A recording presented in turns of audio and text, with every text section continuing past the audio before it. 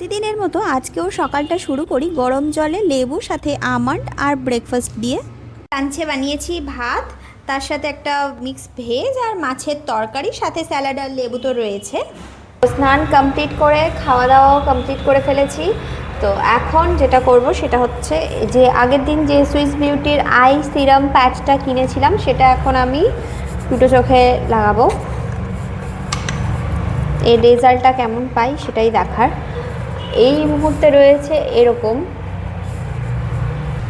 এর মধ্যে এরকম কোয়ান্টিটিতে রয়েছে।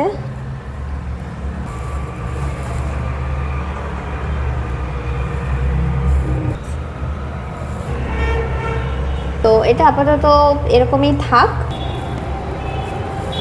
বেশ কিছুক্ষণ রেখে দিয়েছিলাম, এবার এটাকে তুলে দেখি যে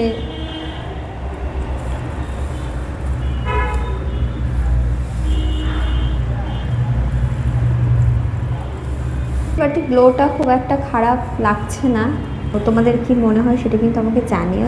রাস্তার ধারে এমনিতেই তো আমাদের গাড়ির আওয়াজ প্রচণ্ড, তার মধ্যে এখানে কোনো একটা বার্থডে পার্টি চলছে আজ।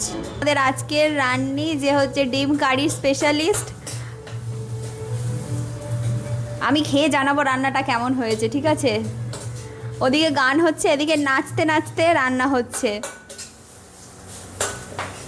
দেখি কি করছো, ঠিক আছে করো। হিরকের বানানো আজকের ডিনার, ডিমের তরকারি আর রুটিটাও ও হাফ বানিয়েছে, আমি হাফ বানিয়েছি।